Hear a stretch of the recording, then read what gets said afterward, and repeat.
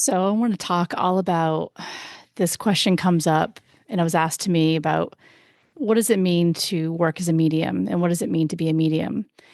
And I think the thing that comes to mind for me, working as a psychic medium, is that mediumship is very humbling.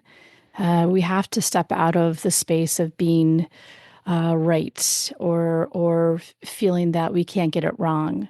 When mediumship is all about getting out of your comfort level and your comfort zone, because we don't know what each session is going to bring us, because we can't possibly know the energy the client's going to bring in for us. And so I always let the clients know, and people who haven't gone to mediums before, that every medium you work with should bring a flair of something different, right? Every medium is going to show up differently in the way that they pull in energy, through messaging, through evidence, through just these connections and images that they want to share.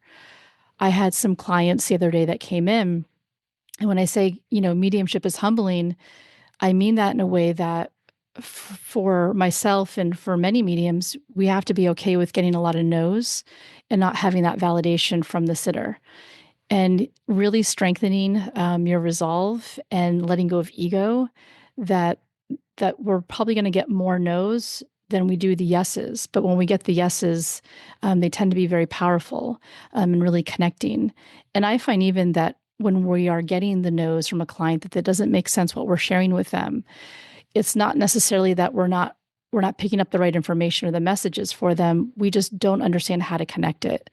So many times I will relay a message to a client, and I'll just say, hold on to this. It may not be clear right now, but it may over time, and usually that happens. And also in a reading, you're trying to navigate so many feelings and so many emotions that it's hard to really take in everything that's coming. I find that, and this is just natural, that many clients want to connect with a particular spirit, although the medium doesn't have control over who comes through in the reading. The medium is there as the conduit based on the energy of the client and how spirit wants to blend with the medium to be there with that client. And so it's really the invitation of the client as they bring their energy in, to who the medium will pull through. Sometimes the question comes up, if my loved one doesn't show up in a reading, does it mean that they don't want to be there? And I've never seen that to be the case. Usually when you're wanting someone to come through in a reading and they don't show up, there's a lot of factors that contribute to that.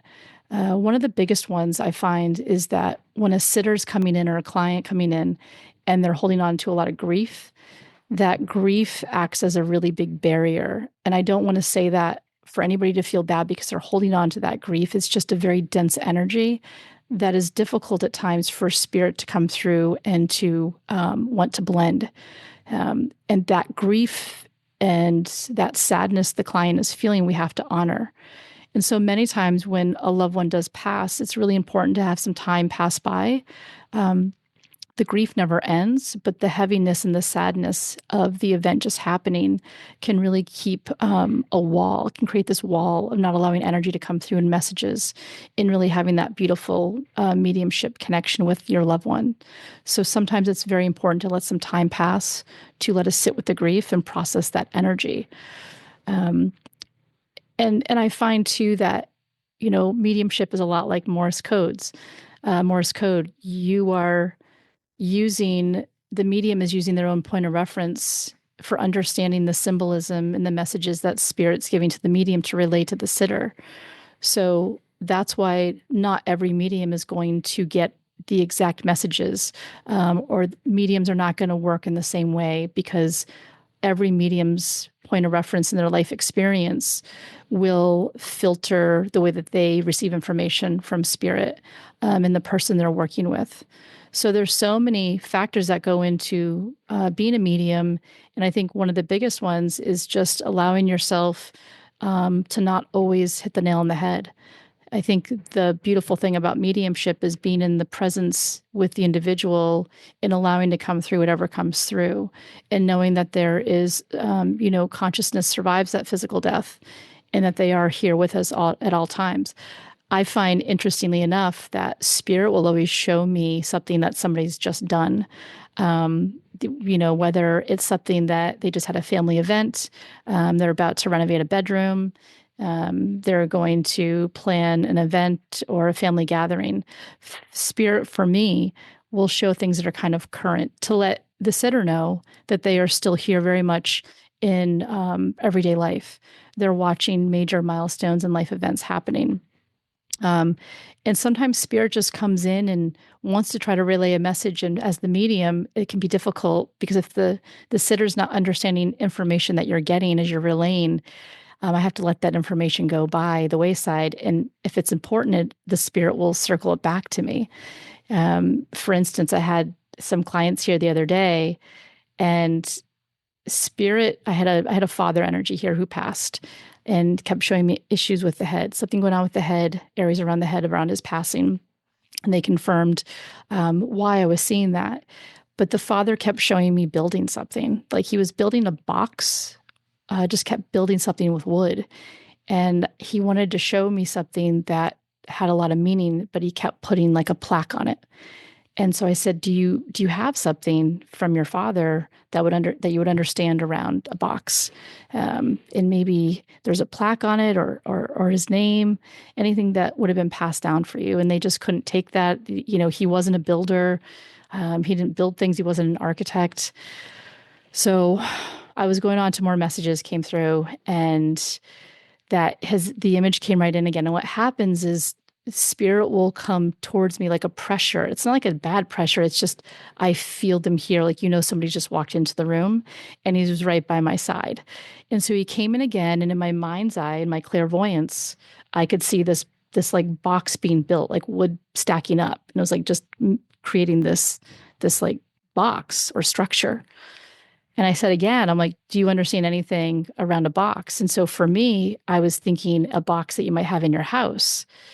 And I said, anything monogrammed or, there's an inscription on something. And they're like, no. And so again, I go on to the reading. He comes back again. And I said, okay, I just have to bring this up again. What do you understand about building something with wood and having a name on it or a plaque? I keep seeing this plaque.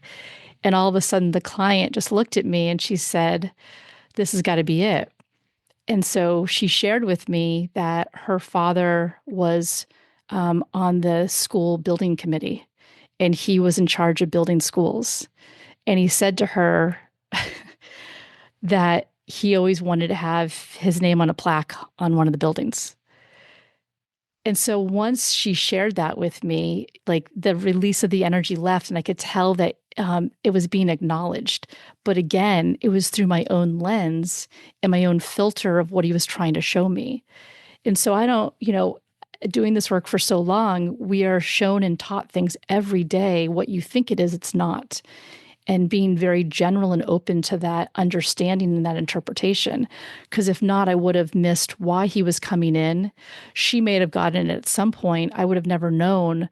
But when she made that connection, he wasn't actually a builder, but he did help build these schools. And he always wanted his name on a building, on a plaque. Like, you can't make that up. So she shared that bit of evidence and it all made sense. Part of, I think, being a medium and stepping into this space is that every day it teaches you more about who you are. Every day it teaches to step into the space, to learn something new, to kind of start from scratch. And I always say this, that my students become my teachers and vice versa. And I believe that anybody who steps into, working with a medium or wanting to become a medium, there's so much to learn from so many different varieties of teachers out there and the way that your energy works. And also when you're going to go work with a medium, not every medium is going to align for you in the way that they work. Are they more, evidence-based and it's just evidence, evidence, evidence, or do you feel more connected to them and there's more spiritual messages and meaning? Do you feel that spirit comes in and really blends with the medium and you feel the presence of their energy here? So keep in mind that if you've had an experience with a medium that didn't go well, I encourage you to try other mediums. I think word of mouth is extremely important. Google reviews, of course, but sometimes you'll just feel very drawn to somebody. And again, sessions should leave you feeling empowered, and that there is some connection there. You're feeling something with a combination of evidence and messages and this blending that you can feel your loved ones here. It's important to be able to go and try those experiences. As also, I want to share that not every medium can connect with every spirit as well. Again, it's not up to the medium; it's up to if spirit wants to come in. And there's a beautiful, they call this the triangle between the sitter, the medium, and the spirit. All needs to have that blending together. So, just wanted to share a little bit about what it means to be a medium and some of the things that I navigate and part of this whole process. I'm grateful to do it. Every day is something different and something new. And it's a beautiful space to be in. And it takes a lot of work. It takes a lot of practice. It takes a lot of consistency. And I think that through the course of how I said I work in other mediums, you never stop learning in this line of work, because every session, every client shows you a new symbol, a new image, a new meaning that you can take and build upon in other readings and for yourself. So just wanted to share a little bit about how the process works. And if you are developing as a medium yourself, give yourself some time and patience. Everybody's able to do this. Every single person, those that are curious, even listening to this, it's because there's something within you that has a curiosity around this work. This is not something that is gifted to people. It's an ability, just like some people know how to draw. Some people might go on to do watercolor and paint. You have to develop this muscle and this ability that we all come, equipped with, in wanting to step into that and honoring it and having consistency to build upon it. So, those that are kind of wondering, like, could I do this? Is it for me? Everybody has this ability, just doesn't mean everybody's going to do it. And finding the right teacher to align with that allows you to open up and feel safe in this space is just extremely important. So wanted to share like a hodgepodge of things today around mediumship, and there'll be more, but these things kind of came to the surface as some clients were asking me about it today. The other day, and wanted to kind of share this in my own experience of what I go through being a medium, and that it's one of these processes that I'm just grateful to be a part of in this journey and in this community. Thanks.